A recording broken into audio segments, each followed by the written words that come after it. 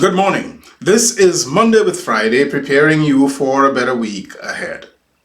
Sometimes it's difficult to tell the difference between two things that may seem alike, or you may in fact be unaware of any differences at all. However, it is important for us to grow in discernment in these kinds of matters. For example, listen to this quote from Carl Bernstein, that famous journalist who, along with Bob Woodward, exposed Richard Nixon as the crook that he indeed was. Quote, "We have had presidents in the past who have lied, there's no question about that. But what we have never had is a president of the United States who uses lying and untruth as a basic method to promote his policies, his beliefs, and his way of approaching the American people and engaging with the world," unquote. Bernstein said this way back in 2018. I wonder what he would say today. So there is a difference between lying to retain your privacy, to save face, or to save somebody else's face sometimes, most of us are guilty, and lying as policy, as habit, as intention, as second nature, and as a weapon. Too bad, too many people failed to distinguish between the two here in America within the recent past. By the same token, there's a difference between being violent for defense, or in a rush of passion, not that either is good or appropriate at every point, and using violence as policy, as your default mode of operation, and in your personal relationships, but especially in public trust and responsibilities. The former makes you simply violent. The latter makes you severely evil. There's a difference also between change and loss. It's said that people don't like change, but that's not true. Who wouldn't like to change from their old clunker to a new car, or from a leaky, moldy, dilapidated house to a brand new one? So no, it's not change that people dislike, it's loss. People don't like leaving the familiar and the comfortable behind, especially if it is to head into the unknown and the untested. But who has ever reached new horizons by staying with the comfortable? Whoever broke glass ceilings by staying happily on the floor? The willingness to lose is not a value of life that we have taught or caught very well. Everybody wants to win.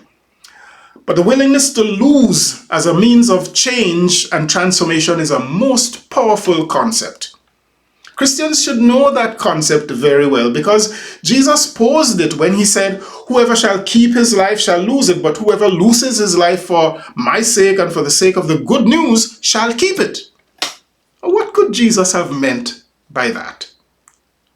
Well, in the English language, the words L-O-S-E and L-O-O-S-E are two different words.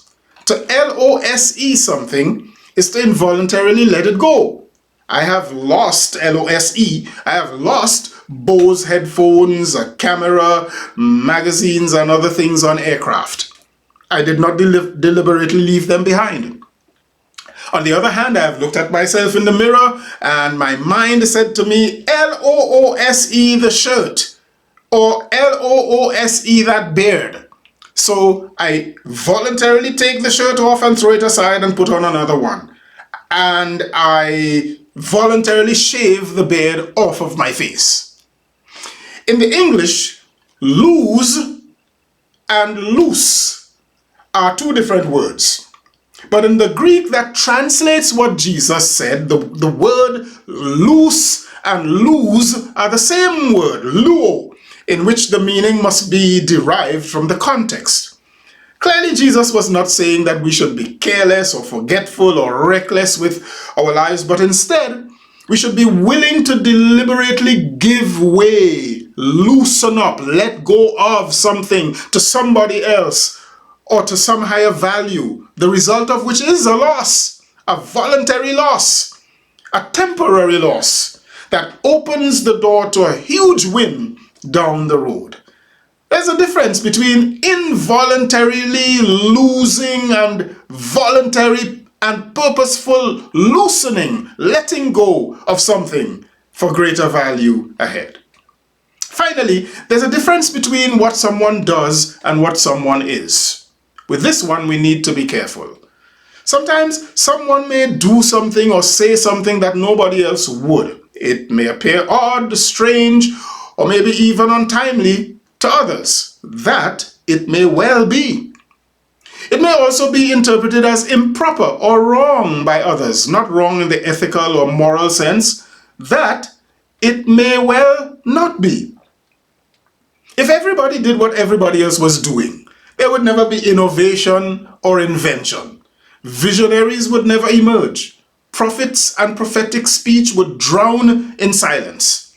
Trailblazers would be a mere word, not people. Some truths shall never be told. I think that there is a case to be made for respecting persons who would say what no one else would, or do what nobody else dares, or who most importantly see what either nobody else sees or sees what everybody else does see, who will say or do something about it while everyone else is anything from unwilling to afraid to address it all. Don't throw them out of the committee or the commission or the meeting or the fellowship.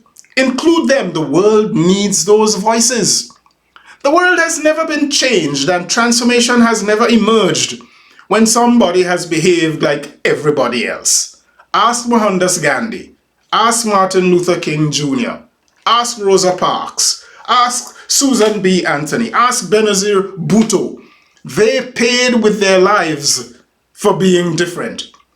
None of them sought ridicule in the case of Rosa Parks or death in the case of the others.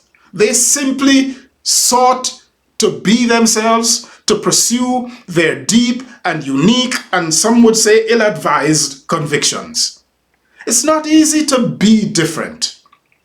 It could bring you ridicule, exclusion, dismissal, leave you wrongfully assessed, and it could bring you death.